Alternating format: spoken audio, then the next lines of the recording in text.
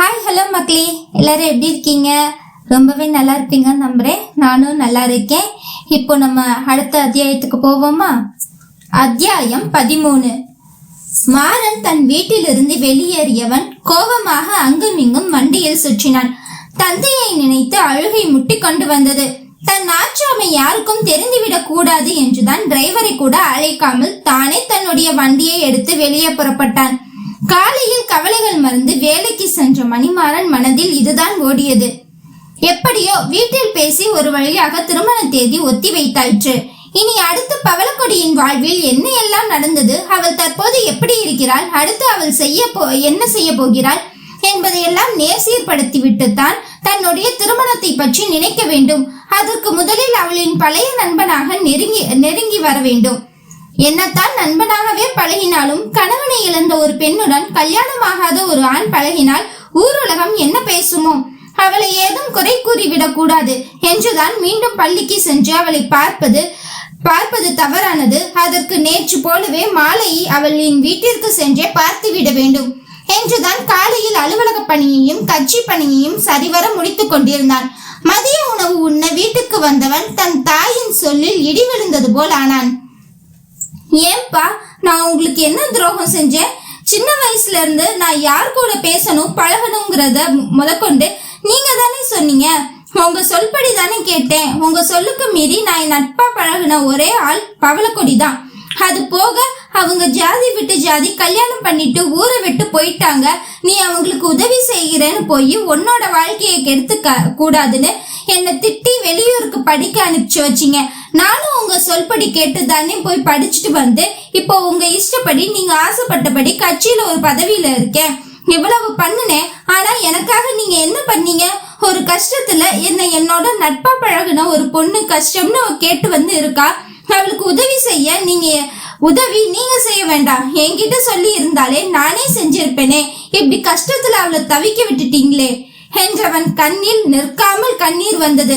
இது வழியால் வந்த கண்ணீர் நம்பிக்கை துரோகத்தை தாங்க முடியாமல் வெடிக்கும் உணர்வின் வெளிப்பாடு. வண்டியை ஒரு வாய்க்கால் ஓரத்தில் நிறுத்தியவன் இறங்கி அந்த படித்துறையில் அமர்ந்தான். சுட்டெரிக்கும் உச்சி பொழுதில் கூட சுற்றி மரங்களின் குளிர்காற்று வீச அந்த குளுமை கூட அவன் உள்ள வெப்பத்தை குறைக்கவில்லை. ஹாய் பன்னி, என்ன சொன்ன? ஹாய் ஹாய் அண்ணின்னு தான் சொன்னேன். நானே மூட் அவுட்ல இருக்கேன். நேரம் காலம் தெரியாம வம்பு இழுக்காம எதுக்கு கூப்பிட்டேன்னு விஷயத்த சீக்கிரம் சொல்லு. இங்கு அமரன் வீட்டில் அணைத்து வைக்கப்பட்ட மடிக்கணினியை முறைத்து பார்த்து கொண்டு கன்னத்தில் கை வைத்து சோகமாக அமர்ந்திருக்கும் பரணியை தான் வேண்டுமென்றே வந்து வம்பு இழுத்தாள் கீதா. அச்சோ, அன்னைக்கு மூட் அவுட்டா? ஏன்? உங்க மாமியார் உங்களையவே தட்டுல சாப்பாடு போட்டு நீங்களே சாப்பிடணும்னு சொல்லிட்டாங்களா என்ன? அடி வாங்க போறடி நீனு. ஹலோ, நீங்க எப்படி எனக்கு அண்ணன் பொண்டாட்டி அண்ணியோ அது மாதிரி நானும் தான் உங்களுக்கு அண்ணன் பொண்டாட்டி. அதனால வாடி பொடின்னு பேசாம அண்ணின்னு பேசி பழகுங்க. அதெல்லாம் நடக்கும் போது பேசிக்கலாம். இப்ப என்ன டிஸ்டர்ப் பண்ணாம போறியா? சரி சொல்லுங்க, என்னாச்சு? ஏன் மூட் அவுட்? ரீனா பிழைக்க வாய்ப்பு 100% தான், 10% தான் இருக்குன்னு டாக்டர் சொல்லிட்டாங்க தெரியுமா? அச்சோ, ஏன்? என்னாச்சு? ஆக்சிடென்ட். அவளோட அப்பா தான் விஜய்னு ரதி சொல்லிடுவா. அங்கிருந்து ரதி கூட சண்டை போட்டுட்டு கோபமா வருவா. இடையில இந்த அர்ஜுன் வேற உண்மை தெரிஞ்சதும் சொல்லாம இருந்துட்டான்னு கோச்சுக்கிட்டு சண்டை போட்டுட்டு ரோட் கிராஸ் பண்ணும்போது ஆக்சிடென்ட் ஆயிடுச்சு என்று பரணி விசும்ப அவள் தோலை கட்டி கொண்ட கீதா, ஐயோ கவலைப்படாதீங்க, ஒன்னும் ஆகாது. எந்த ஹாஸ்பிட்டல்ல வச்சிருக்காங்கன்னு சொல்லுங்க. நம்ம இங்க தெரிஞ்ச நிறைய ஹாஸ்பிட்டல் டாக்டர்ஸ் இருக்காங்கல்ல, நம்ம போய் பார்த்துக்கலாம். நம்ம என்ன பண்ண முடியும்? எல்லாம் எழுதுறவன் கையில தானே இருக்கு என்றவள் இரு கையையும் மேலே தூக்கி காட்ட அவள் கடவுளை சொல்கிறாள் போல என்று சரியாக தவறாக புரிந்து கொண்ட கீதாவோ, அச்சோ அண்ணி வருத்தப்படாதீங்க, இப்ப எப்படி இருக்காங்க? அதுக்குள்ளதான் முடிஞ்சிருச்சே, இனி வியாழன் தான் தெரியும். எதே? ஆமா, ஹார்ட் பீட்னு வெப் சீரிஸ் ஒன்னு ஹாட் ஸ்டார்ல போயிட்டு இருக்கேன், நீ பார்க்க மாட்டியா? அடிங்க வெண்ணம் அவளே, நான் உண்மையா யாருக்கும் ஆக்சிடென்ட் ஆயிடுச்சோன்னு கேட்டுட்டு இருந்தா நீ சீரியலை பத்தி பேசிட்டு இருக்கியா? இதுக்கு நடுப்புற ஆஹா வேற ஓஹோ வேற. கூட பிறந்த அண்ணன் இப்படி கல்யாணத்தை இழுத்தடிக்கிறானே, வயசு ஏறிக்கிட்டே போகுதே. அவனுக்கு 4 புத்திமதி சொல்லி கல்யாணத்தை பண்ணி வைப்போன்னு இல்லாம உனக்கு வெப் சீரிஸ்ல தொடரும் போட்டுட்டாங்கன்னு ஃபீலிங் வேறையா? டம்சா கண்ணி போறியா? லேப்டாப் தூக்கி போட்டு உடைக்கவா? ஐயோ எப்போ என்ற பரணி தன் லேப்டாப்பை தூக்கி கொண்டு அறை நோக்கி ஓடியே விட்டாள். கடுப்பில் அமர்ந்திருந்த கீதாவின் அலைபேசிக்கு அப்போதுதான் அழைப்பு வந்தது. ஹாய் கீத்து குட்டி, சொல்றா. என்ன குரல்ல ஒரு சோர்வு தெரியுது? கடல் கடந்து இருக்க உனக்கு கூட என்னோட சோகம் புரியுதுடா. ஆனா இங்க கூடவே இருக்கிற யாருக்கும் என்னோட கவலையே புரியலடா. ஏண்டி என்னாச்சு? அதான் உங்க நொண்ணே ஒரு குண்டை தூக்கி போட்டுட்டாருல, அத பத்தி தான் சொல்றேன். ஓ ஆமா, இப்ப மட்டும் என்னோட நீ இருந்தா தெம்பா இருக்கும்லடா. Guess what? போடா, கெஸ் பண்ற மைண்ட்ல எல்லாம் இல்ல, யோசிக்கவே முடியல. Hey wait, what? Yes dear, I mean America airport. இன்னும் சற்று நேரத்தில் விமானம் இந்தியா நோக்கி வந்துவிடும். அப்பாடா சுகு, இப்பதான் என் உயிரே எனக்கு வந்த மாதிரி இருக்கு. உனக்கு என்ன வேணும்னு எனக்கு தெரியாதா? ஹே ஆமா, அவ்வளவு சீக்கிரமா லீவ் அப்ளை பண்ணிட்டு வர முடியாதே. எப்படி பண்ண? எமர்ஜென்சி கேஸ்ல தான் அப்ளை பண்ணிட்டு ஃப்ளைட் டிக்கெட் வரைக்கும் புக் பண்ணியிருக்கேன். எங்க அப்பனுக்கு ஹார்ட் அட்டாக்னு போய் சொல்லி. சூப்பர்டா, நீ கோவை ஏர்போர்ட் வந்ததும் உன்னை கூட்டிட்டு போக நான் ரெடியா இருப்பேன் என்றவர்கள் அழைப்பை துண்டித்து விட்டு கீதா துள்ளி குதித்து அறைக்குள் செல்ல இதையெல்லாம் தூரத்திலிருந்து பார்த்து கொண்டிருந்தார்கள் அமரனும் அவன் தாயும். என்னடா நடக்குதுங்க? அதாம்மா நானும் பார்த்துட்டு இருக்கேன். பரணி கூட அவ்வளோ கோவமா சோகமா சண்டை போட்டுட்டு இருந்தா, இப்ப ஏதோ ஒரு கால் வந்துச்சுன்னு இப்படி துள்ளி குதிச்சு உள்ள போறா. யார் கால் பண்ணிருப்பாவா இருக்கும்? அது தெரியலமா. ஆனா என் யோசனையே வேற. என்னடா அது? மாறன் மாமா கல்யாண தேதிய தள்ளி வைக்கலான்னு சொன்னதும் நான் ஒரு ஜோசியர் கிட்ட கேட்டேமா. அவரு மாறன் மாமாவுக்கும் கீதாவுக்கும் கல்யாணம் நடக்காது, ஆனா மாறன் மாமா சொந்தத்துல ஒருத்தர் கூட தான் கல்யாணம் நடக்குங்கிற மாதிரி சொன்னாங்க. அதான் யாரா இருக்கும்னு யோசிச்சுட்டு இருக்கேன். ராஜ்குமார் சொன்னதை ஜோசியர் சொன்னதாக மாற்றி கூறினான் அமரன். அப்படியா? ஆமா. ஏமா உனக்கு வருத்தமே இல்லையா? வருத்தமா தாண்டா இருக்கு. கல்யாண தேதியை தள்ளி வச்சதுக்கு பதிலா கல்யாணத்தையே நிப்பாட்டி இருக்கலான்னு. மோ பின்ன என்னடா, இந்த மாதிரி அடங்கா பிடாரி எல்லாம் கட்டிக்கிட்டு ஏன் மாப்பிள்ள கஷ்டப்படணும்னு அவருக்கு என்ன தலையெழுத்தா என்ன? நீ ஆசைப்பட்ட, உங்க அப்பா ஆசைப்பட்டாருன்னு தான் நான் அமைதியா இருந்தேன். மாறன் மாப்பிள்ள குணத்துக்கு அவரை தாங்குற மாதிரி பொண்ணு கிடப்பாடா? மா கீதாவும் நல்லவதாம்மா. என்ன இருந்தாலும் பாசமலர் ஆயிடுச்சே, விட்டு கொடுக்க முடியுமா? கண்டிப்பாடா, இல்லன்னு நான் சொல்ல மாட்டேன். ஆனா குடும்பத்துக்கு ஏத்தவன் எல்லாம் கேட்டா அதுவும் கண்டிப்பா நான் ஒத்துக்க மாட்டேன். ஏன் பரணி கூட தான் தின்ன தட்டு கூட எடுக்க மாட்டா. அவளுக்கு தட்டுல சோறு போட்டு கூட குடுக்கறதுக்கு ஒருத்தர் வேணும். அதுவும் நான் தான் போட்டு கொடுத்தாதான் ஒழுங்கா உட்காந்து சாப்பிடுவா. செல்லமா வளர்ந்த பிள்ளைதான். ஆனா அவ உனக்கு ஒண்ணுன்னா எந்த லெவலுக்கும் இறங்கி வேலை செய்வா. அத கண் கூட பார்த்தவ நானு. அதனாலதான் அவளுக்கு செய்யறதுல எனக்கு எந்த தப்பும் தெரிஞ்சதே இல்லை. இவ அப்படி மாறன் மாப்பிளைக்கு ஏத்த மாதிரி அட்ஜஸ்ட் பண்ணிட்டு போவான்னு கொஞ்சம் யோசிச்சு பாரு. அது என்னவோ உண்மைத்தாமா. சரிடா, அப்ப அந்த ஜோசியர் சொன்ன இவகிட்ட மாட்டு போற அப்பாவி ஜீவன் யாரா இருக்கும்? கீதாவின் கதவு திறக்கும் சத்தத்தில் திரும்பி பார்க்க அழகான குர்த்தியில் கிளம்பி வந்தாள். என்னடி, கட்சி ஆபீஸ் போகலையா? இப்படி சுடிதார்ல வந்து நிக்கிற? இல்லம்மா. ஏன்? லஞ்சுக்கு என்ன செய்ய போறீங்க? சாம்பார் தாண்டி. சூப்பர், உங்க சாம்பார் சுகுவுக்கு ரொம்ப பிடிக்கும். கூடவே மட்டன் சுக்கா, சில்லி சிக்கன், அப்புறம் இந்த முட்டையை வேக வச்சு 2ஆ நறுக்கி வெறும் மிளகாத்தூள், மஞ்சத்தூள், உப்பு காரெல்லாம் போட்டு வறுப்பீங்களே, அதுவும் பண்ணிடுங்க. கூடவே மிளகு ரசம். டே தடியா, ஸ்வீட் பீடா வாங்கி வச்சுடுடா. ஹே இரு, எங்க ஓடுற? கோவை ஏர்போர்ட்டுக்கு. ஏய் யாரடி வராங்க? சுகு வராமா. மகள் துள்ளி ஓட அன்னையும் மகனும் ஒருவர் முகத்தை ஒருவர் பார்த்து கொண்டார்கள், அர்த்தம் பொதிந்த பார்வையில். அத்தியாயம் 14. மச்சி மச்சி ப்ளீஸ் டி. அடி வாங்குவத்தேன்னு. வேண்டாம், சொன்னா கேளு. 2 days தாண்டி. சமத்தா வந்துட்டு சமத்தா போயிடுவேன். உன் சமத்து என்னன்னு போன மாசம் பார்த்தேனே. பள்ளியில் தன் பின்னாடியே கெஞ்சி கொண்டு அலையும் தேன்மொழியை தான் நின்று திரும்பி முறைத்தாள் பவளக்கொடி. அடி ப்ளீஸ் டி, எனக்கு ஒன்ன விட்டா யாரு இருக்கா? அது எப்படி மாசம் மாசம் உங்க அம்மா அப்பா ஏதாச்சும் வேண்டுதல் வச்சுட்டு கோயிலுக்கு போறதும், நீ தனியா இருக்க பயந்துட்டு எங்க வீட்டுக்கு வரதும் தொடர்கதையாவில் இருக்கு. நான் என்னடி பண்றது? ஒரே பொண்ணு, அதுவும் கல்யாண வயசு வந்தும் இன்னும் கல்யாணமாகாத கன்னி பொண்ணு என்றவள் பழைய கால நடிகை போல புடவை முந்தானியை வைத்து வாய் பொத்தி கொண்டு குமர, இதை பார்த்த பவளமொழியோ குபீர் என்று சிரித்து விட்டாள். ஐயோ ஐ ஜாலி, சிரிச்சுட்டா, சிக்னல் கிடைச்சிடுச்சு. பவளம் கன்னத்தில் பஜக் என்று முத்தமிட்டு ஆபீஸ் அறை நோக்கி ஓடினாள் தேன்மொழி.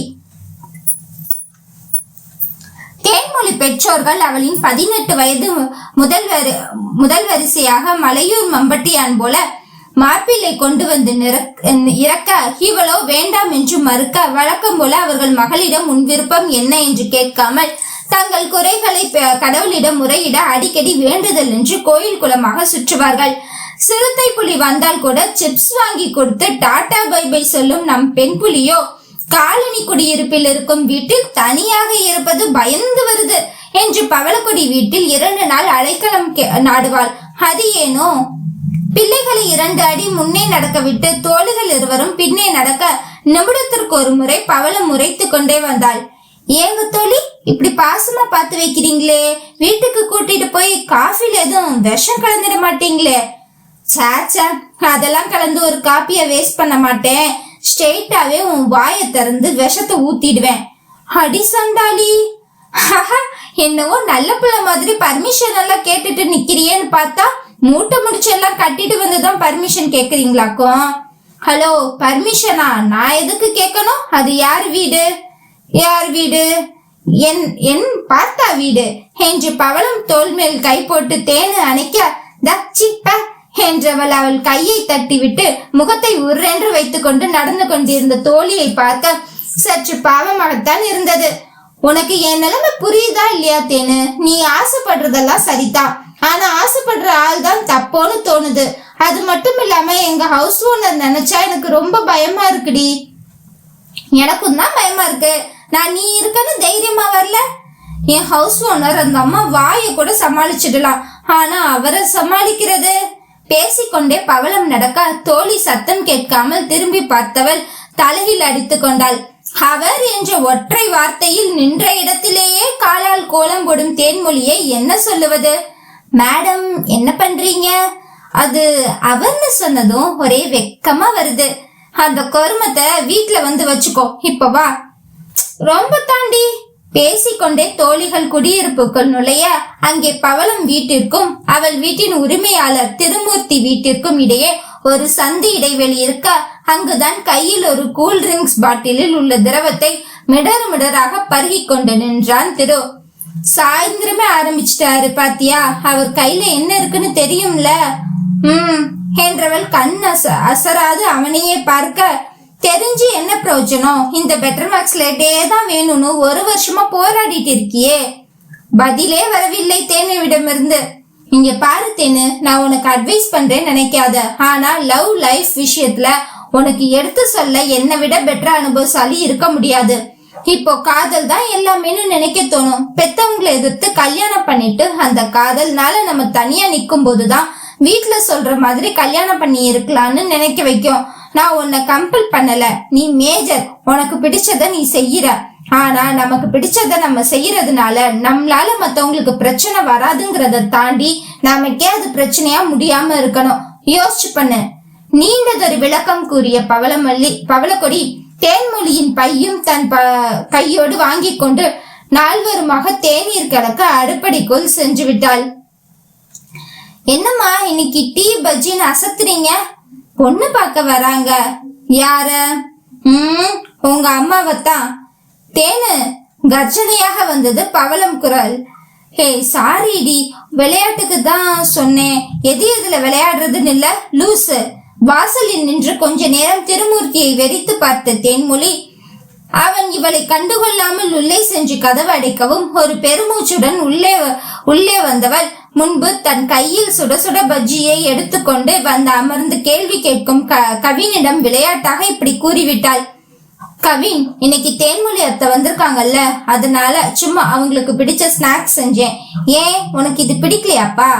இல்லம்மா, ரொம்ப டேஸ்டா இருக்கு. பாப்பா, உனக்கு பிடிச்சிருக்கா? சூப்பரா இருக்குமா. குழந்தைகள் இருவரும் டீயையும் வாழைக்காய் பஜ்ஜியையும் ரசித்து உண்ண அதையே ஆசையாக பார்த்து கொண்டிருந்தவளுக்கு தன் பள்ளி பருவத்தில் மாலை டியூஷனுக்கு பசியோடு சென்றதும் தன் பசி உணர்ந்து தனக்காக சத்தாக தினமும் மாலை சிற்றுண்டி கொடுத்த காதல் நினைவு ஒருபுறமும், தனக்கு பிடித்ததை மட்டுமே வாங்கி கொடுக்கும் நட்பின் நினைவு ஒருபுறமும் வர கண்களில் ஓரம் 2 சொற்று துளிகள். குட்டீஸ், 2 பேரும் போய் ஹோம்ஒர்க் பண்ணுங்க. ஆமா, போய் ஹோம்ஒர்க் பண்ணுங்க, எங்களுக்கு தலைக்கு மேல வேலை இருக்கு. நமக்கு என்னடி வேலை? என்ன இப்படி சொல்லிட்ட? வாழைக்காய் பஜ்ஜினாலு உன் ஹவுஸ் ஓனருக்கு கொண்டு கொடுக்க வேண்டாமா? வேண்டாம். என்னடி பொறுப்பு இல்லாம பேசுற? இதுவா தமிழர் பண்பாடு? வெறுந்தமிழ்னா என்னன்னு தெரியுமாடி? தெரியாது, சொல்லு. அது வீட்டுல செய்யற ஸ்நாக்ஸ பக்கத்து வீட்டுக்கு கொடுத்துட்டு சாப்பிடணும்டி. ஓ, கணக்கு டீச்சர் எப்போ தமிழ் பாடெல்லாம் நடத்த ஆரம்பிச்சீங்க? கணக்கு டீச்சரை கணக்கு பண்ண விடுங்கடி என்றவள் கொஞ்சம் பார்வையில் சிரித்த பவளம், ஆஹா போ, கிச்சன்ல டிஃபன் பாக்ஸ்ல போட்டு வச்சிருக்கேன், எடுத்துட்டு வா. ஐ என்று துள்ளிய தேன்மொழி அவசரமாக குளியல் அறைக்குள் சென்று தான் வீட்டில் எடுத்து வைத்திருக்கும் உடையையும் அணிந்து கொண்டு முகத்தை கழுவி கண்ணாடியில் தன் பொட்டி சீர்படுத்தி கொண்டு அவசரமாக வெளியே ஓடி வந்தாள். இது அத்தனையும் 10 நிமிடத்திற்குள் செய்து முடித்தால் தன் அவனிடம் தனியாக பேச 5 நிமிடம் கிடைக்குமே, அந்த ஆவல்தான். திருமூர்த்தி வீட்டினுள் பூனை போல தேனு நுழைய வீட்டின் பின்பக்கம் திருவின் அம்மா குரல் கேட்க பவளம் இவளுக்கு கண்ணை காட்டிவிட்டு பின்பக்கம் சென்றாள். என்ன சத்தம் வாச வர கேக்குது? வாடி, என்ன அதிசயமா வீட்டுக்குள்ள வந்திருக்க? பஜ்ஜி செஞ்சேன், கொடுத்துட்டு போக வந்தேன், உள்ள மேஜையில வச்சிருக்கேன். என்னடி, இன்னைக்கு மழை வரும் போல? அப்படியா? ஏன்? பின்ன என்ன பலகாரம் திங்காதன்னு பாடம் நடத்துவ, இன்னைக்கு நீயே பஜ்ஜி கொண்டு வந்திருக்க? வேண்டாட்டி எடுத்துட்டு போறேன் போங்க. அட யாரடி இவ பொசுக்குன்னு கோச்சிக்கிட்டு? சரி, என்ன ஒரே சத்தமா இருந்துச்சு நான் வரப்போ? எவனே தெரியல, பூக்கிற செம்பருத்தி பூவை பறிச்சுட்டு போறாளுங்க. அட பூ போனாலும் பரவாயில்ல, அவசரத்துக்கு பிறந்ததுங்க கிளைய உடைச்சு வச்சிருதுங்க என்றவர் அந்த இடத்தை சரி செய்ய பவளக்கொடியும் அவருக்கு உதவி செய்தார். பதுங்கி வந்த தேன்மொழி திருமூர்த்தியின் அறைக்கு செல்ல அவனோ கண்ணை மூடி மல்லாக்கப்படுத்திருக்க சத்தம் வராமல் கதவை சாட்சி தாளிட்டாள். இங்க என்ன பண்ற? கண்ணை திறவாமலே எஃகு குரல் தான். ஆனால் இருவருக்கும் மட்டும் கேட்கும் அளவுதான் சத்தம் வந்தது.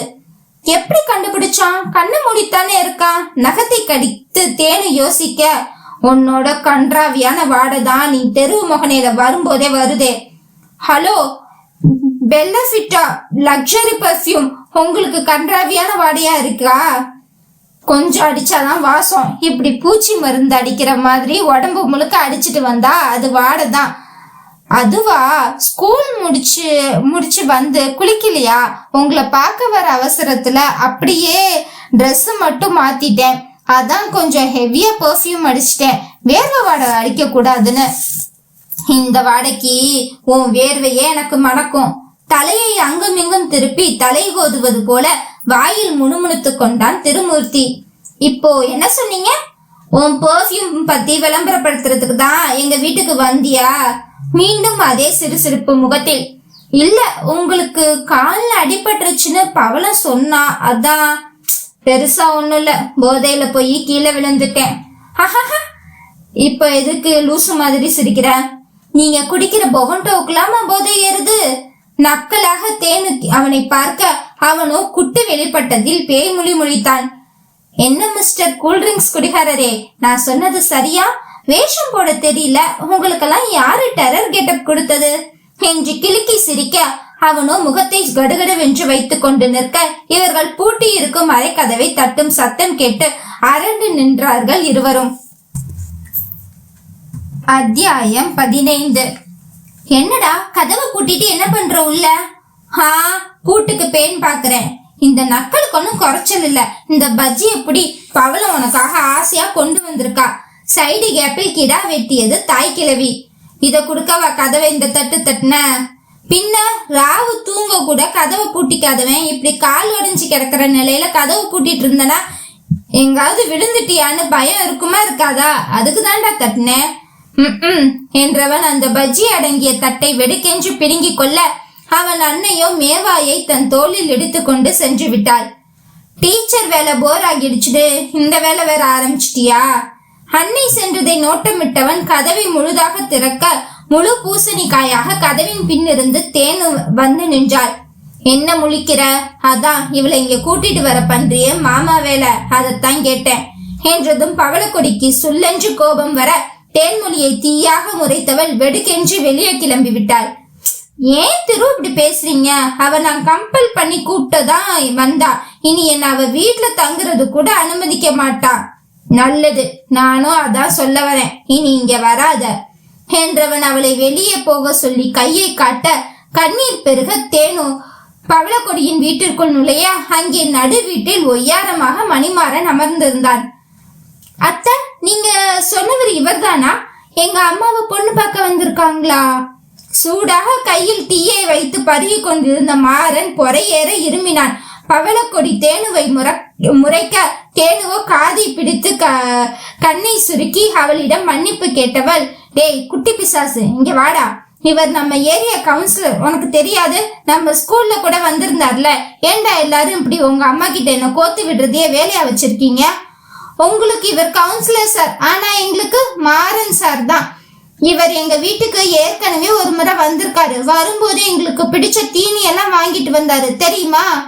தேன்மொழி யோசனையாக நிமிர்ந்து பார்க்க அப்பொழுதுதான் அங்கிருந்த மேஜையில் வெஜ் பப்ஸ், அஞ்சரை பெட்டி முறுக்கு, plain cake, Dairy Milk chocolate என்று நிறைய தின்பண்டங்கள் இருந்தது. அத்தனையும் பவளத்தின் பிடித்தம் வரிசை பட்டியல். அந்த கவரையும் மணிமாறனையும் மாற்றி மாற்றி பார்த்த தேனுவோ பவளத்தை பார்த்து என்ன என்னும் விதமாக புருவம் தூக்கினாள். ஒன்னும் இல்ல என்று அந்த பக்கம் செய்கை வரவே, ஓகே சார், நீங்க பேசிட்டு இருங்க, குழந்தைங்களுக்கு சொல்லி கொடுக்கணும். நாளைக்கு ஹோம்ஒர்க் நான் சொல்லி கொடுத்துட்டு வரேன். கவின், கவிதா, வாங்க நாம 3 பேரும் போய் படிக்கலாம் என்று அறைக்குள் சென்று விட்டார்கள். சொல்லுங்க சார், என்ன விஷயம்? பிளீஸ் கொடி, உனக்கு நடந்த எதுக்கும் மன்னிப்பு கேட்க கூட எனக்கு தகுதி இல்ல. ஆனா பழைய நண்பனை நீ மன்னிக்கலாமேடி. நண்பனா? யாரு? நீங்களா? என்னோட மணி இறந்துட்டான்னு நான் அடைக்கலம் கேட்டுதான் உங்க அப்பா கிட்ட போனேன். அவர் எவ்வளோ என்ன வார்த்தையால நோகடிச்சாரு. ஆனா அது அத்தனையும் எனக்கு வலிக்கவே இல்லை. அவர் கடைசியா ஒன்னு சொன்னாரு தெரியுமா? நீ என் மேல ஆசைப்பட்ட, விருப்பப்பட்ட, உன்னை என்கிட்ட இருந்து பிரிக்கிறதுக்கும் இங்க இருந்து எனக்கும் மணிக்கும் நடுப்புற நீ வருவனும் என்னென்னவோ பண்ணி உன்னை வெளியூர் அனுப்புனாங்கன்னு சொன்னாங்க பாரு. அங்கேயே நான் செத்துட்டேன். அது எப்படி உன்னால ஃப்ரெண்டா பழகிட்டு லவ் பண்ண முடிஞ்சிருக்கு? கொடி, பழசு பேசி இப்ப எதுவும் ஆக போறது இல்ல. எது பழசு? நான் உன்கிட்ட உண்மையா ஒரு ஃப்ரெண்டா பழகுனேன். ஆனா நீ ஃப்ரெண்டா பழகுன என்ன திருட்டுத்தனமா லவ் பண்ணி இருக்கல. நான் மணி கூட தனியா இருக்கிறத விட உன் கூட தனியா இருந்ததுதான் அதிகம். ஆனா நான் என் ஃப்ரெண்ட் அப்படிங்கிற நம்பிக்கையில உன் கூட தனியா இருந்திருக்கேன். ஆனா உனக்கு நான் ஒரு லவ்வரா தான் தெரிஞ்சிருப்பேன்ல. அது எப்படி கொஞ்சம் கூட கூச்சமே இல்லாம ஃப்ரெண்டு லவ் பண்ண ஒரு பொண்ண லவ் பண்ண தோணுது உனக்கு? கொடி, அவ்வளவுதான் லிமிட். தேவையில்லாம வார்த்தையை விடாத, நீ தான் கஷ்டப்படுவ. ஓ, லிமிட் பத்தி நீ பேசுறியா? ஃப்ரெண்டோட லவ்வரை லவ் பண்ணி இருக்க அதை மறைச்சு எங்க கூட ஃப்ரெண்டா பழகுற மாதிரி நடிச்சிருக்க. கொடி என்ற மாறன் இருக்கையை விட்டு எழுந்து விட்டான்.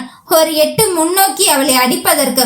ஆனால் அவனின் வேகத்தை கூட தாங்காமல் புறா குஞ்சாக கண்ணை மூடிக்கொண்டவளை பார்க்க அவனுக்கு அவன் மேல் தான் கோபம் வந்தது. யாரடி ஃப்ரெண்டோட லவ்வரை கரெக்ட் பண்ணது? யாரடி முதல்ல ஃப்ரெண்ட லவ் பண்ணது? நான் சைட் அடிச்ச பொண்ணு தான் எனக்கு ஃப்ரெண்ட் ஆகிட்டா. நான் லவ் பண்ண பொண்ணை தான் என் ஃப்ரெண்டு லவ் பண்ணான். அதனால வேற வழியே இல்லாம ஃப்ரெண்டா விலகி நின்னேன் நானு. ஒரு நிமிடம் அதிர்ந்து அவனை பார்க்க, சொல்லு கொடி, நீ மணியை இப்ப வரைக்கும் லவ் பண்றதுக்கு என்ன வேணாலும் காரணமா இருக்கலாம். ஆனா முதல்ல அவன் கிட்ட நீ பிடிச்ச ஒரு விஷயத்த நெருங்கி இருப்பியே, அந்த காரணம் என்ன ஞாபகம் இருக்கா? வார்த்தை வர மறுத்தது. ஏனோ மனதில் தண்டவாளம் ஓடும் வேகம். ஏமாறுவது பிடிக்காத கொடிக்கு தான் ஏமாற்றப்பட்டு விட்டோமோ என்ற டிக் டிக் பயம்தான் உள்ளுக்குள்ளே. சொல்லுங்க மிஸ்ஸஸ் பவளக்கொடி, என்ன உங்களுக்கு அவன்கிட்ட ரொம்ப பிடிச்சது? அது அது கவிஞர் வாலிப்பாட்டு வரிகள் அடிக்கடி பாடுவான், எப்போ நான் சோர்ந்து விழுகும் போதும். Good good. கல்யாணத்துக்கு அப்புறம் அது போல உங்களுக்கு மனசோர்வு வரவே இல்லையா? இல்ல அப்போல்லாம் வாலி வரிகள் நீங்க அவரை கேட்டு இருக்கீங்களா? அவர் எத்தனை முறை பாடி உங்க கவலையை போக்கி இருக்காரு மிஸ்ஸஸ் பவளக்கொடி. கண்ணை மூடி யோசித்தவளுக்கு அவசர கதியாக தனக்கு திருமணமானது, பின்பு அடைக்கலமாக யாராவது இருந்தால் தேவலாம், ஆறுதலுக்கு ஏதேனும் வேண்டும் என்னும் பொழுது எப்பொழுதும் பாடுவது போல எனக்கு பிடித்த பாடல் வரிகளின் பாடல்களை பாடு என்று கேட்டதற்கு அவன் ஏதேதோ கூறி சண்டை பிடித்தது. சரி, அடுத்து என்ன செய்வது என்ற பயத்தில் உள்ளான் போல என்று இவளும் சாதாரணமாக விட்டது. அதற்கு பிறகு வாழ்க்கையில் ஓடிய ஓட்டத்தில் அவள் தனக்கு பிடித்த அத்தனையும் அவனிடம் கேட்டு சில நேரம் சண்டையில் முடிந்து சோர்ந்து போய் கடைசியில் வாழ்க்கையை முடிந்து போயிருந்த வரைக்கும் யோசித்தவளுக்கு கண்ணை திறந்ததும் கண்கள் எல்லாம் செந்நிறமாக இருந்தது. மணிமாறனை பார்க்க முடியாமல் தலைக்க விழுந்து நின்றாள். நீ என்ன நினைச்சிட்டு இருக்க? மணியால நான் லவ் பண்ணிட்டேனா? அவன் தாண்டி நான் பார்த்து சேர்த்து வச்ச பொக்கிஷ காதல எனக்கு இல்லாம ஆக்குனா. தன் முட்டை கண்ணை உருட்டி பவளக்கொடி முழிக்க கேட்பது எதையும் நம்ப முடியவும் இல்லை, நம்பாமல் இருக்கவும் முடியவில்லை. இதுக்கே ஷாக்கானா எப்படி பவளக்கொடி மணிகண்டன் மேடம்? இதையும் கேளுங்க. அவசரமா உச்சா வந்தா கூட துணைக்கு வாடான்னு என்னை இழுத்துக்கிட்டு போகிற உங்க புருஷர் வாழ்க்கையில அவ்வளோ பெரிய நிகழ்வு கல்யாணம், அதையே நான் ஊர்ல இல்லாதப்போ பண்ணாரு.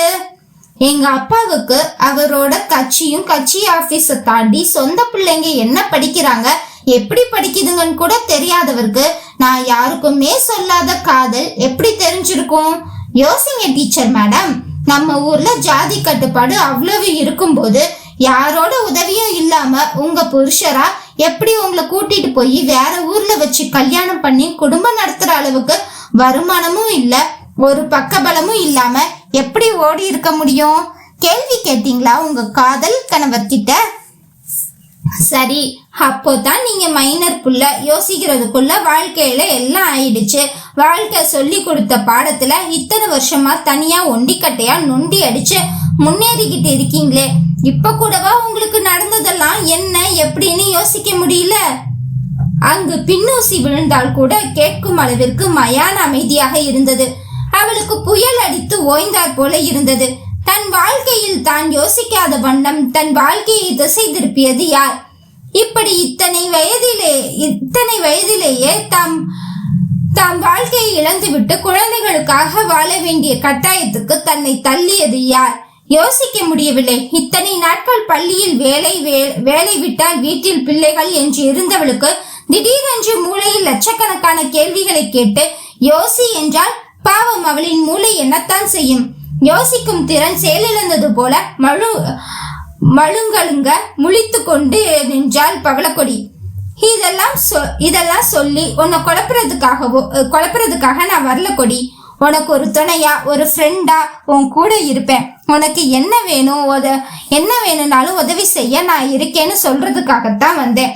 அதே மாதிரி நான் இன்னும் ஃபோன் நம்பர் கூட மாத்தல. நீ எப்ப வேணாலும் என்கிட்ட பேசலாம். எனக்கு உன் மேல இருந்த பழைய காதல் அதெல்லாம் இப்ப சுத்தமா இல்ல. இப்போ எனக்குள்ள மிஞ்சி இருக்கிறதெல்லாம் என்னோட பள்ளி தோழி. சின்ன வயசுலயே துணை இல்லாம தவிச்சு நிக்கிறா.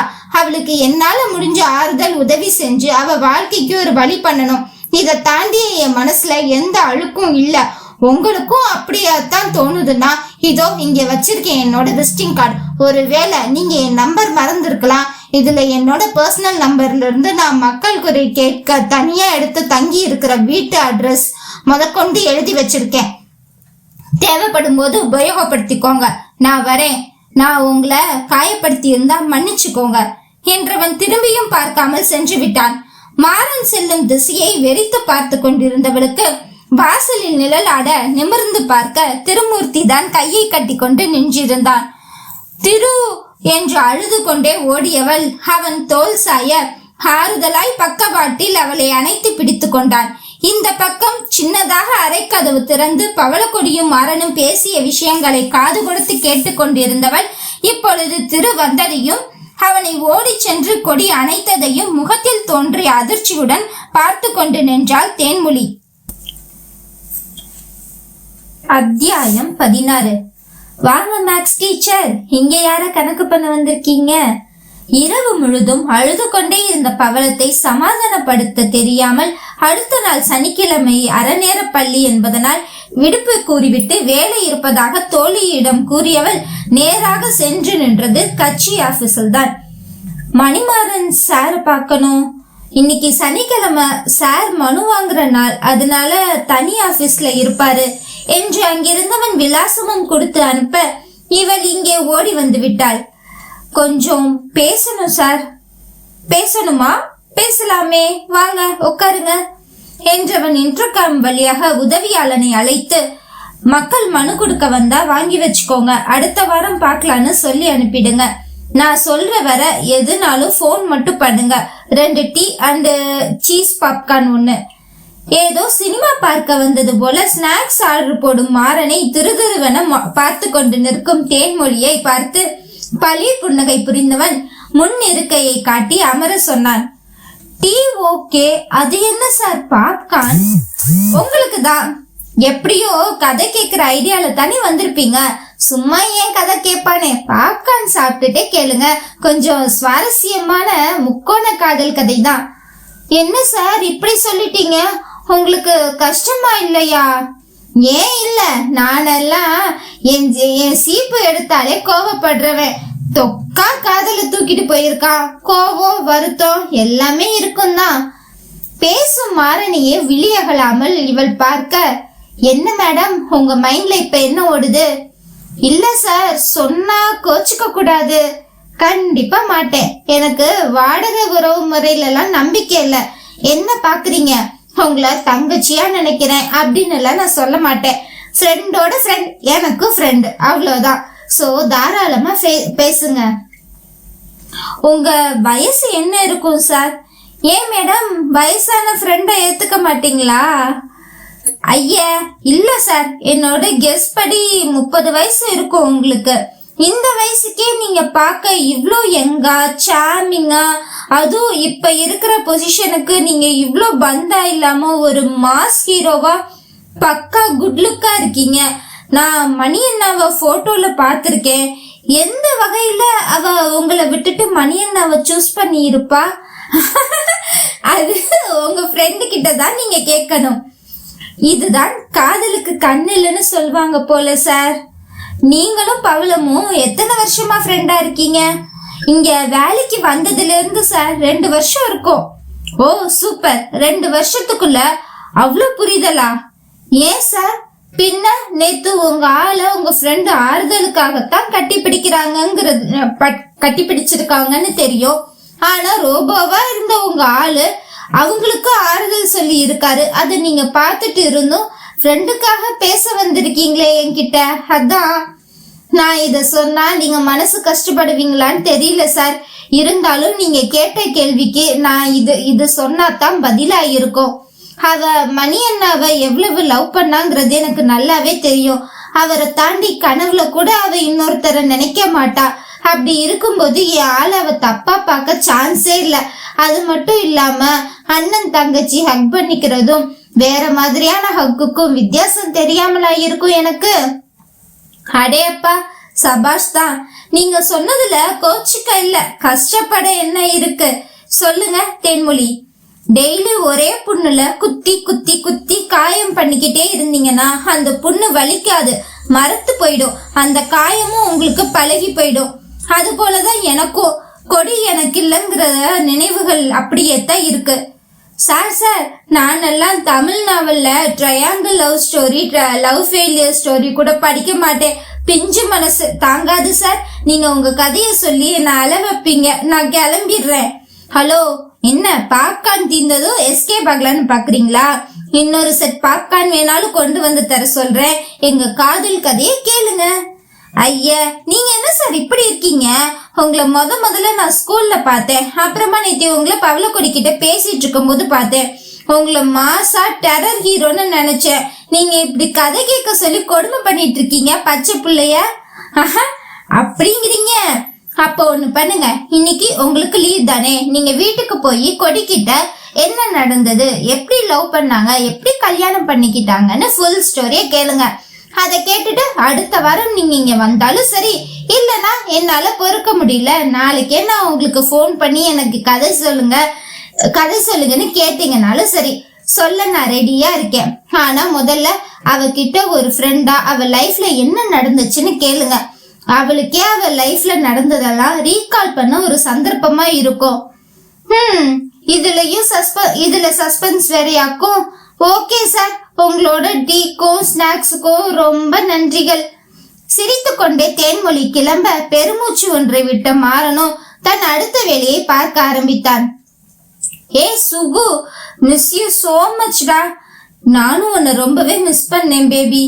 கோவை விமான நிலையத்தில் விமானம் தரையிறங்கி அனைவரும் வெளியே வர சுகுமாரை கண்ட கீதா ஓடி சென்று அவன் கழுத்தோடு கட்டிக்கொண்டு அவன் தோளில் தொங்கினாள்.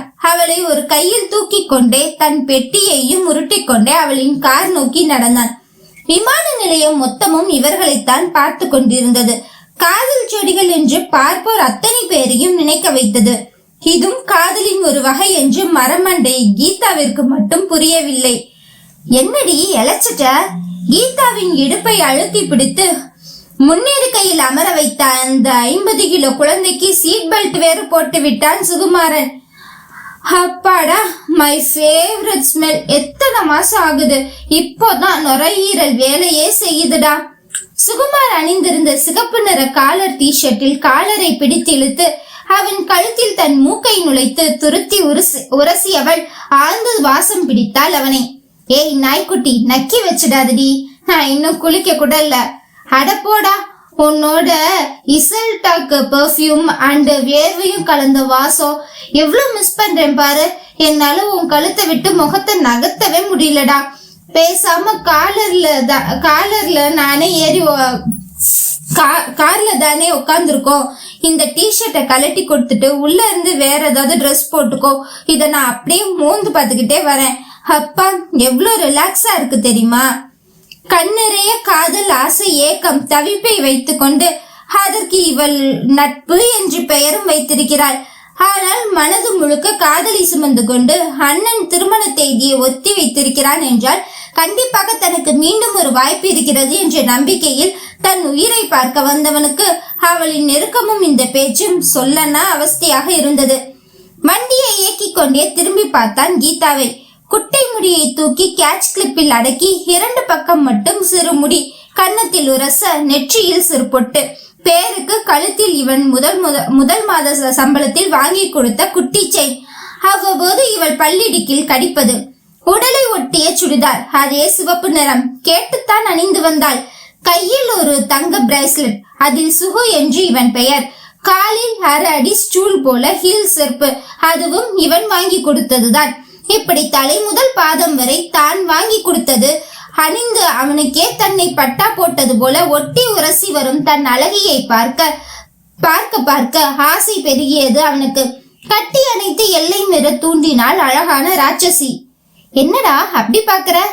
ரோட்டை பார்த்து வளவளத்து கொண்டிருந்தாள் என்று நினைத்து கொண்டிருந்த சுகுமாருக்கு அவள் தன்னை நோட்டமிட்டு இருக்கிறாள் என்று தெரியவே ஒரு நிமிடம் கண்கள் தடுமாறியது. சும்மாதான். ஏன், உன்னோட செல்ல தொப்பைய கூட காணோம்.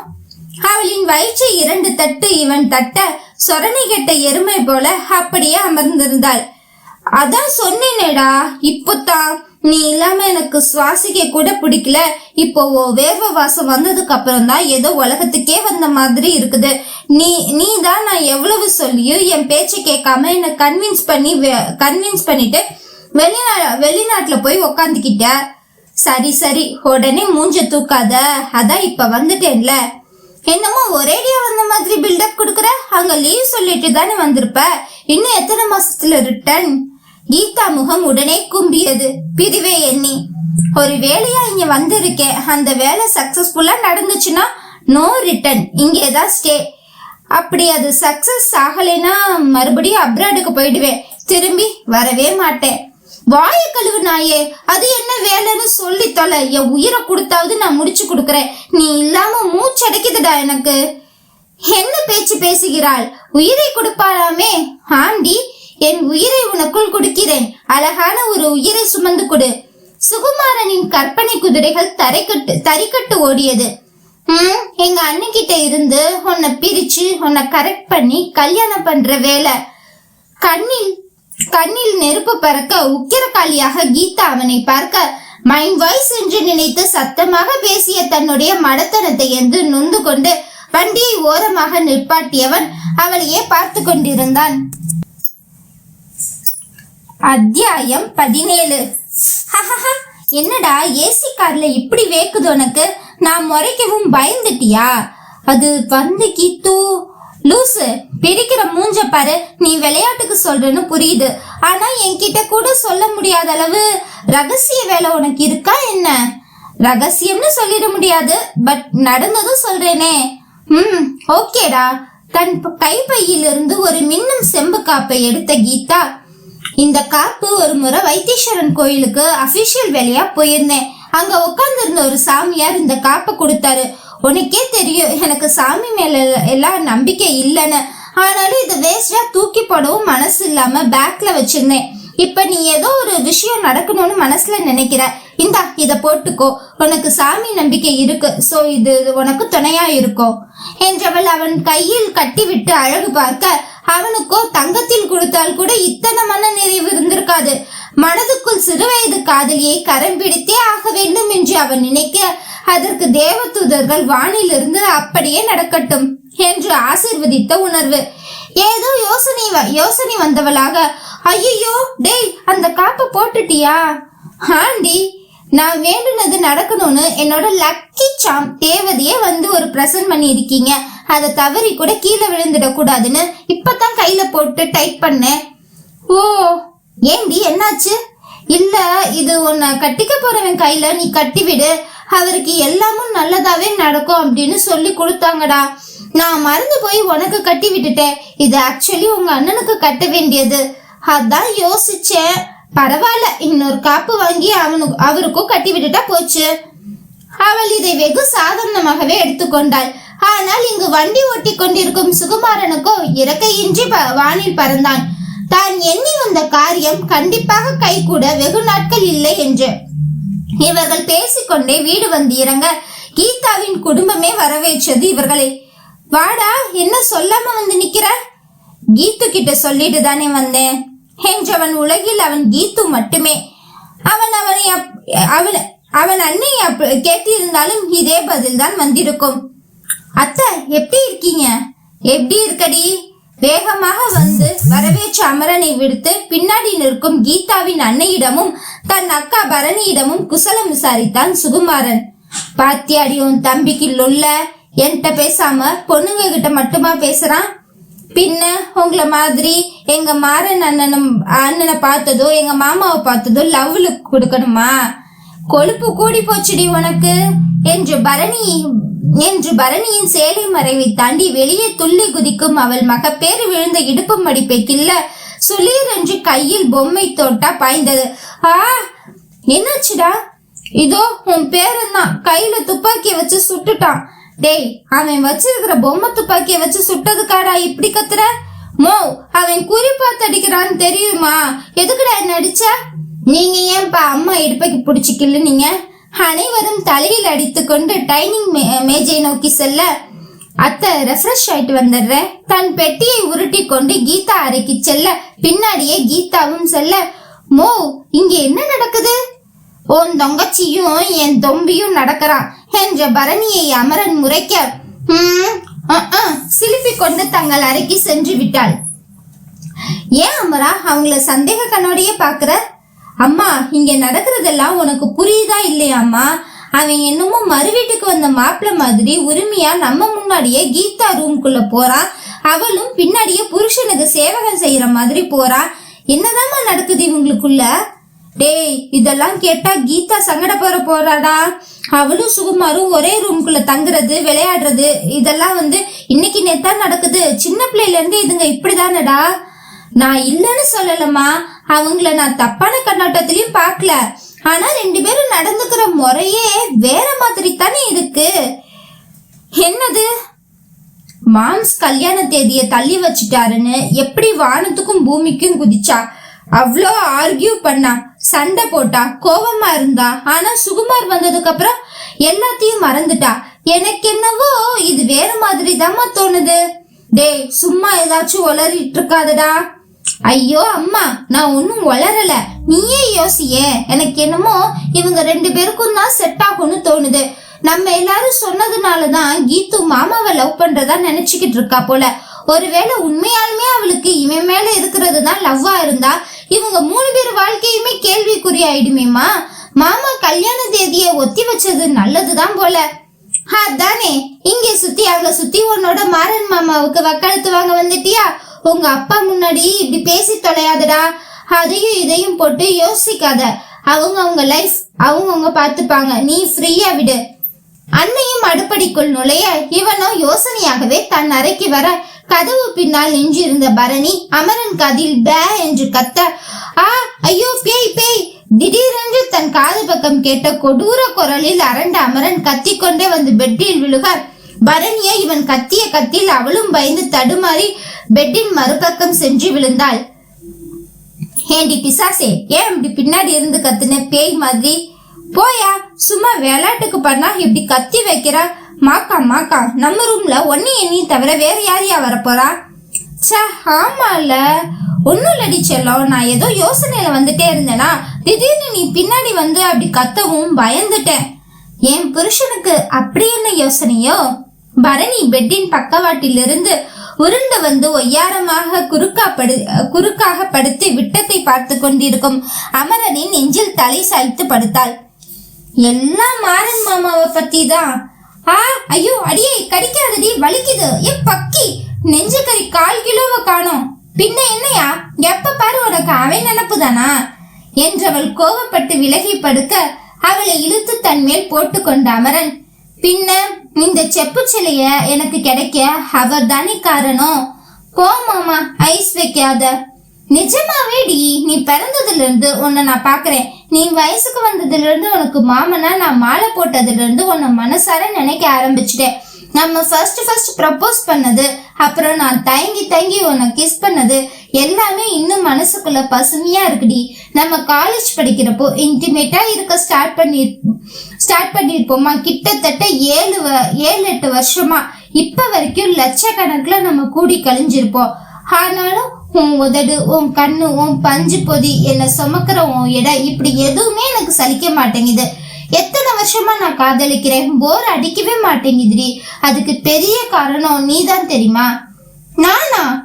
ஆமா, தெரிஞ்ச பையனை தான் காதலிக்கிறோம். காதலிச்ச பையனையே தான் கல்யாணம் பண்ணி இப்ப குழந்தையும் பெத்தாச்சு அப்படின்னு ஒவ்வொரு சமயமும் நீ ஏனோ தானோன்னு என்கிட்ட இருந்ததே இல்ல. ஏதோ இப்ப கூட புது பொண்ணு மாதிரி இந்த அலங்காரம், பூவு, புடவை எல்லாம் எதுக்காக? எனக்காக தானடி. உன்னை நீ முடிஞ்ச அளவுக்கு புதுசா என்கிட்ட காட்ட முயற்சி பண்ற. அந்த புதுசா நான் கண்டு ரசிக்கிறதுக்கும் ருசிக்கிறதுக்கும் ஆசைய வர வைக்கிறது நீதாண்டி. பேசியே மயக்குறீங்க மாமா. இப்படி காட்டி நீதாண்டி என்ன மயக்கிற என்றவன் பார்வை அவள் நழுங்கிய புடவை வழியே தெரியும் அங்கங்களில் நிலைத்திருக்க உதட்டை கடித்து ஆடையை சரி செய்தாள். இதுக்கு அப்படியே வச்சுக்கலாம், மேல வச்சு அழுத்தாதடி. எழுந்து வாங்க, சாப்பிட்டு அவங்க போகட்டும், அப்புறம் வச்சுக்கலாம் நம்ம கச்சேரிய. அதானே பார்த்தேன், வேண்டாலும் சொல்லுவியோன்னு நினைச்சேன். எப்படி சொல்லுவேன்? நான் சாரி கட்டுறதே நீங்க கலட்டி நைட்டி மாத்தி விடணும் தானே. Double okay my sweetie. எங்க கீதாவின் அறையில். கீத்து, டவல் எடுத்து கொடுடி. இருடா, உள்ளதான் என் டவல் இருக்கும்ல எருமை. அவனின் நீல நிற தேங்காய் பூ துண்டை எடுத்து நீட்ட, பேபி அப்படியே இன்னசும் எடுத்து கொடுடி. இவனோட என்றவள் வெள்ளை பனியன் மெரூன் ஜாக்கி ஜட்டியையும் எடுத்து கொடுத்தாள். செல்லம், அப்படியே அந்த பேண்டடி. டேய், இது மட்டும் தாண்டி ப்ளீஸ். ப்ளூ ஜீன்ஸ் எடுத்து நீட்ட வாங்கி அணிந்து தலையை துவட்டி கொண்டே வெளியே வந்த சுகுமாரை முறைத்தாள். ஏண்டா, உன் துண்டே இவ்ளோ பெருசு இருக்குல்ல, அதோட வந்து இங்க மாத்த வேண்டியது தானே. ஐயா, உன் முன்னாடி எப்படிடி? எல்லாம் பார்த்தது தானேடா. சார் தான் பந்தாவா செகண்ட் படிக்கிற வர ஜட்டி கூட போடாம தானே கிங்கினி மங்கினின்னு சுத்துவீங்க. கிளுக்கி அவள் சிரிக்க, நீ கூட தான் 4வது வர வெறும் ஜட்டி மட்டும் போட்டுட்டு ஒரு தொப்பைய காட்டிட்டு இருப்ப. இப்போ காட்டுறியா, பாக்கட்டா என்றவன் குறும்பாக அவளை பார்க்க, ஐயா படா, நான் உனக்கு சாப்பாடு எடுத்து வைக்கிறேன், நீ வா என்று முதலில் தனக்கு வந்த வெட்கத்தை உணராமல் ஓட இவன் கண்டு கொண்டானே. அத்தியாயம் 18. லீவ் போட்டுட்டு எங்க பொறுக்க போன? மச்சி, you are a family girl டி. சோ சும்மா சொன்னேன், இன்னும் பதில் வரல. தெரிஞ்சுக்கிட்டே கேக்குறீங்களே மிஸ்டர் டீச்சர், செருப்பு வரும். என்ன இப்போ? நான் மாறன் சார் ஆபீஸ் போயிட்டு வரேன், போதுமா? எதுக்கு? ஹலோ மேடம், அவர் இந்த ஏரியா கவுன்சிலர் ஆக்கும். அவரை பார்க்க பொதுமக்கள் எதுக்கு வேணா போகலாம். உங்ககிட்ட கையெழுத்து போடணுமா? கேவலமாக சமாளிக்கும் தேன்மொழியை முறைத்த பவளக்கொடி வாசலிலிருந்து நகர்ந்து அவள் உள்ளே செல்ல அனுமதித்தாள். பவளோ, எங்க குட்டி வானரத்தை காணோம். அடிங்க, என் பிள்ளைங்க உனக்கு வானரமாடி. சாச்ச, நான் கவிதாவை ஒன்னும் சொல்ல மாட்டேன். கவினை மட்டும்தான் வால் இல்லாத வானரம். ஹஹா, இரு வரட்டும் சொல்ற அவன்கிட்டயே. எங்க போயிருக்காங்கடி? ஹவுஸ் ஓனர் அம்மா சந்தைக்கு கூட்டிட்டு போயிருக்காங்க. என்னது? அப்போ வீட்ல திரு மட்டுமா இருக்காரு? ஆமா, ஏன்? இல்ல, இதெல்லவோ வீக்கெண்ட் ட்ரீட். மச்சி, நான் போய் பேசிட்டு வரேன். என் மாமியாக்காரி வந்தாங்கன்னா கால் மட்டும் பண்ணி சிக்னல் கொடு என்ற தேனுவோ பவளம் கன்னத்தில் பஜக் என்று முத்தம் வைத்தவள் சுட்டாக பறந்து விட்டாள். ஆண்டவா, இருக்கிற பிரச்சனையில இவ வேற. இதெல்லாம் எங்க போய் முடியுமோ? அன்று போல் இல்லாமல் இன்று கதவை திறந்து வைத்துக் கொண்டு டிவி பார்த்து கொண்டிருந்தான் திருமூர்த்தி. புயலென உள்ளே போன தேன்மொழியோ திருவை எடுத்துக்கொண்டு அமர, எதுக்கு இங்க வந்த? ஒரு காதலன் வீட்டுக்கு காதலி எதுக்கு வருவாங்க? வெளியில போ. பேசணும் திரு, பிளீஸ். என்ன பேசணும்? எங்க வீட்டுல கல்யாணம் பண்ண சொல்லி ஃபோர்ஸ் பண்றாங்கடா. உங்களுக்கே தெரியும், நம்ம ஊர்ல இவ்வளோ வயசுக்கு ஒரு பொண்ணை கல்யாணம் ஆகாம விட்டு வச்சிருக்கிறதே பெருசு. நான் என்னென்னவோ காரணம் சொல்லி தோஷம் பரிகாரனும் கதை விட்டுட்டு அவங்கள ஊரா சுத்த வச்சுக்கிட்டு இருக்கேன். ஏன் கல்யாணம் பண்ண சொன்னா பண்ணிக்க வேண்டியது தானே? வெரி ஃபன்னி, பட் சிரிப்பே வரல. விளையாடாதீங்க திரு, நான் உங்களை தான் மனசார விரும்புறேன்னு உங்களுக்கு தெரியும். உங்களை தான் கல்யாணம் பண்ணிக்கணும்னு ஆசைப்படுறேங்கிறதும் உங்களுக்கு தெரியும்ல. இதுல விளையாடுறதெல்லாம் ஒண்ணும் இல்ல. விருப்பங்கிறது 2 பேருக்கும் இருக்கணும். நீ மட்டும் நினைச்சிட்டு திரியக்கூடாது. எனக்கு உன் மேல எந்த விருப்பமும் இல்ல. அதுதான் ஏன் எதுக்காக என்ன பிடிக்காத மாதிரி நடிக்கிறீங்க? எனக்கு நடிக்க வேண்டிய அவசியம் எதுவும் இல்ல. அதே மாதிரி உன்னை பிடிச்சிருக்கோ பிடிக்கலங்கிறதோ என்னோட விருப்பம். இன்னும் நான் என்ன பண்ணாதான் உங்க மனசு மாறும்? எப்ப என் காதலை ஏத்துக்கிட்டு கல்யாணத்துக்கு சம்மதிப்பீங்க? உனக்கு நான் பேசுறது புரியவே செய்யாதா? கல்யாணம் காதல் எல்லாம் சொல்லி வராது, மனசுல இருந்து தானா வரணும். எனக்கு அப்படி ஒரு விருப்பமே உன்கிட்ட இல்லங்கும் போது ஏன் தொந்தரவு பண்ற? சரி சாமி, நான் தொந்தரவு பண்ணல. என்ன ஏன் பிடிக்கல அந்த காரணத்தையாவது சொல்லலாம்ல. இது என்ன வம்பா இருக்கு? உன்னைய ஏன் எனக்கு பிடிக்கணும்? போயா, இதுக்கு மேல உன்கிட்ட கெஞ்ச முடியாது. நானா வந்து பேசுறதுனால உனக்கு என் அருமை புரியல. போயா, நீயா ஒரு நாள் என்னை தேடி வருவ. ஆனா அது வரைக்கும் காலம் காத்திருக்குமானுதான் தெரியல என்றவள் கண்ணில் பெருகும் நீரை புறங்கை வைத்து துடைத்து கொண்டே வெளியே ஓடினாள். அவள் போவதை பார்க்க கூட திராணியற்று டிவியில் இவன் மனக்குமரலை எடுத்து காட்டும் விதமாக இளையராஜா பாடல் ஒலிக்க கண்ணை மூடி சாய்ந்து அமர்ந்தவன் இசையில் அதன் வரிகளில் லயித்தான். ஆறாத ஆசைகள் தோன்றும், என்னை தூண்டும். ஆனாலும் வாய் பேச அஞ்சும் இந்த நெஞ்சம். முதலில் இருவருக்குமான சந்திப்பு.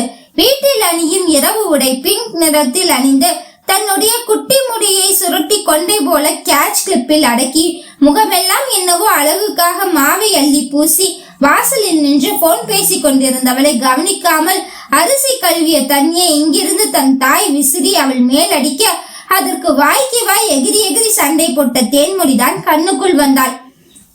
ஆளாக்கு உயரம் இருந்து கொண்டு எகிரி அன்னையிடம் சண்டை போடும் அவளை பார்த்துவிட்டு ஏதோ குட்டி பெண் போல என்று அவன் சிரிப்புடன் கடக்க இவனை பார்த்த மாத்திரத்திலேயே உறைந்து நின்றவள் அன்று காதலில் விழுந்தவள் தான் இன்றளவும் எந்திரிக்க முடியாமல் தத்தளிக்கிறாள். அவள் பேரை நாளும் அசை போடும் உள்ளம்.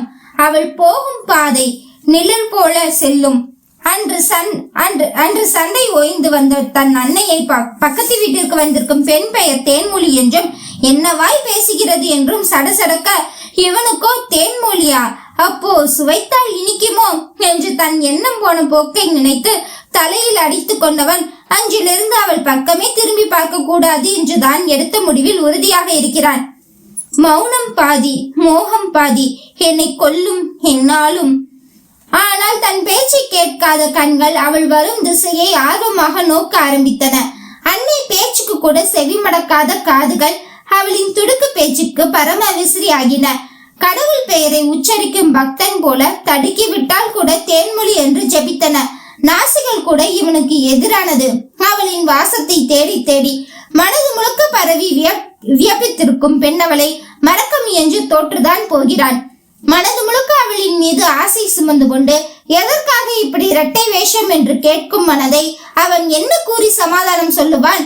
அவ்வப்போது தனக்குள் வரும் விஸ்வரூப பயத்தை பற்றி கூறுவானா, அல்லது அவனை எல்லோரும் ஒதுக்க காரணம் என்ன என்பதை பற்றி வெளிப்படையாக கூறத்தான் அவனுக்கு முடியுமா?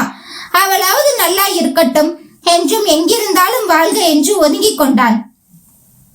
துள்ளி குதித்து புள்ளிமானாக ஓடிய தன் தோழி இப்படி அழுது கொண்டே வருவது மனதை வாட்ட அவள் பின்னாடியே சென்ற பவளக்கொடி அதிர்ந்து போனாள். அவள் பெட்டியில் அவளுடைய துணிகளை அடுக்கிக் கொண்டிருந்தாள். தேனு, திரு பேசியத நானும் கேட்டேன்டி. இதுக்குத்தான் சொன்னேன் அவர் உனக்கு செட் ஆக மாட்டார்னு.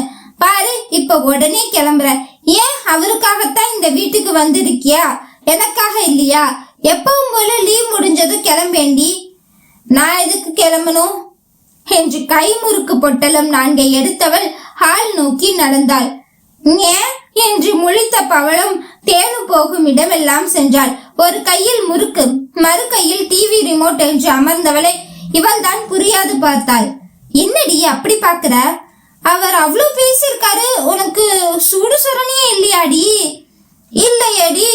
விளையாடாத தேனு. சத்தியமா விளையாடல. கோக் பாட்டில வச்சுட்டு தண்ணி அடிக்கிற மாதிரி கதை விடுறதுக்கும் பகல் ஃபுல்லா மாங்குன்னு கையில சுத்தியல வச்சு வெல்டிங் வேலை பார்த்துட்டு இருக்கத மறைச்சிட்டு தண்டசோறுன்னு சுத்திட்டு வர்றதுக்கும் பின்னாடி ஏதோ ஒரு படு மொக்கையான காரணம் இருக்கும்.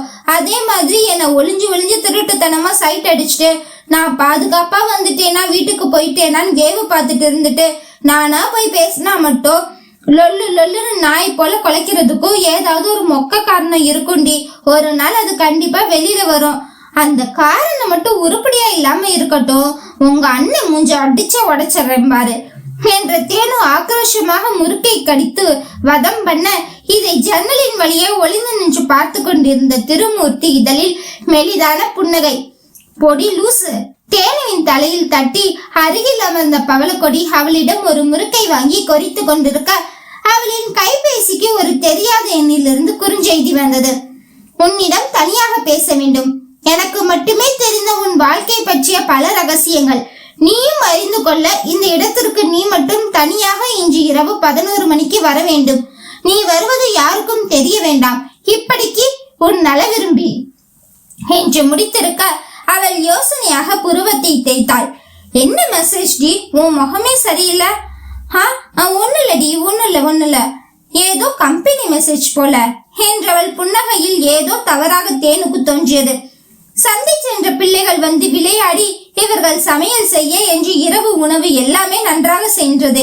இவளோ இவளுக்கு வந்த குறுஞ்செய்தியை மறந்தே போனாள். நல்ல உறக்கத்தில் இருந்தவளின் கைபேசி தொடர்ந்து ஒலி எழுப்பியது.